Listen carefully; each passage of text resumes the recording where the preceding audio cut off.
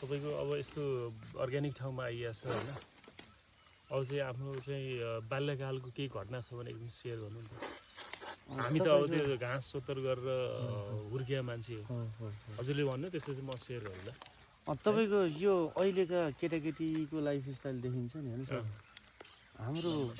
हामीहरू हुर्केको यो रुखको पात हो कि होइन गाउँतिर के हुन्छ भन्दा ठ्याक्क डोका बोकेर खोस्मेरा खन्न जाने खोस्मेरा खन्न गएपछि म अलि टाठै थिएँ के अरे अब एउटा चौरमा जङ्गलमा गइसकेपछि होइन तपाईँको सबैले डोका बोकेर जान्थ्यो कि 10-15 जना लाइने हुन्थ्यो अनि मेसो लाउने भन्ने हुन्थ्यो कि होइन मेसो लाउने कि मेसो लाएपछि त मेरो भयो कि होइन यहाँबाट साथ लाउने कि यहाँबाट यहाँसम्म सुरुमा दौड्दै डोको बिसाएर जसले चाहिँ घेरो लगायो त्यहाँ गएर अर्काले आएर खोस्मेर सोर्दिन पाएन कि सर होइन तपाईँको त्यहाँबाट सोर्दै अब बिहान लगभग 8 बजे गइयो भने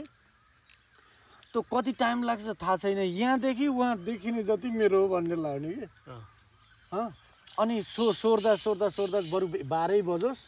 11-12 बजोस् त बढारेर चाहिने तपाईँको